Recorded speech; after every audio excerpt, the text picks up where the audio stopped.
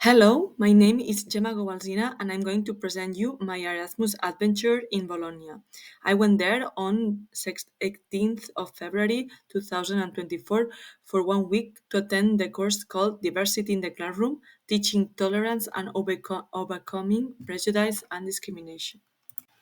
In this slide, I show my starting point, the arrival to Bologna airport and training station. In the beginning, I got lost, but I could arrive on time at the lunch organized by the Ella Academy. I could meet new friends from all around Europe, taste typical Italian cuisine, and I could visit the most remarkable buildings from Bologna, as you can see in the pictures.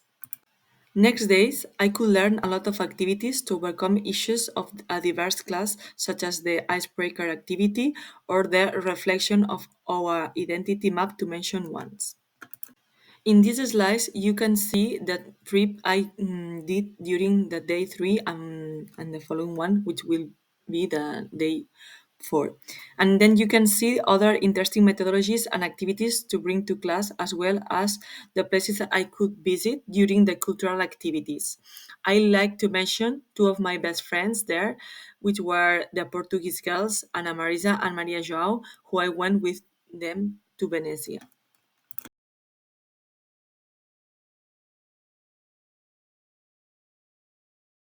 During days 5 and 6, we learn how to operate stereotypes and prejudices, how to create a membership and collaborate between colleagues, and how we can work empathy in the classrooms by hands on approaches. Also, I went for a quick visit to Verona with my beloved Portuguese and other Spanish girls and explored more Bologna.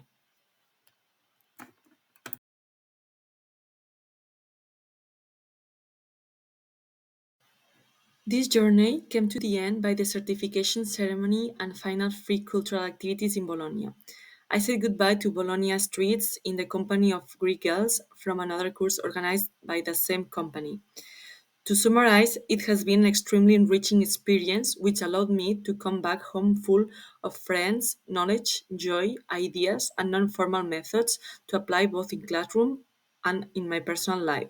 So I strongly recommend to experience an Erasmus Plus course, and I want to thank all listed people here that made it possible, especially the Mobility Commission from ES Francesc Ferrer and Guàrdia, led by Aurea Piralba.